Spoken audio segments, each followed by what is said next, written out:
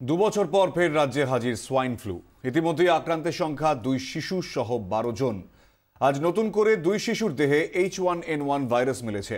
এদের মধ্যে একজনের বাড়ি নদিয়ার তাহেরপুরে। 4 বছরের এই শিশুটি মুকুন্দপুরের একটি বেসরকারি হাসপাতালে ভর্তি। তাকে ভেন্টিলেশনে রাখা হয়েছে। অন্য শিশুটির বাড়ি বালি নিশ্চিন্দা এলাকায়। 10 মাসের ওই শিশুটির চিকিৎসা চলছে পক্স সার্কাসের ইনস্টিটিউট অফ চাইল্ড হেলথে। এর আগে 2009-এ সোয়াইন ফ্লুতে রাজ্যে 4 জনের মৃত্যু হয়। 2015-তেও 500 জন এই রোগে আক্রান্ত হন।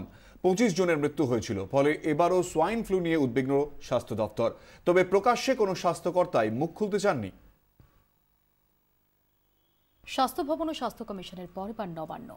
মুখ্যমন্ত্রীর দফতরে অভিযোগ জানালেন অ্যাপোলো হাসপাতালের মৃত শিশুর পরিবার। তাদের অভিযোগ, হাসপাতালের গাফিলতিতেই মারা যায় 4 মাসের কুহেলি। পরিবারের অভিযোগের ভিত্তিতে ইতিমধ্যেই তদন্ত শুরু করেছে স্বাস্থ্য কমিশন।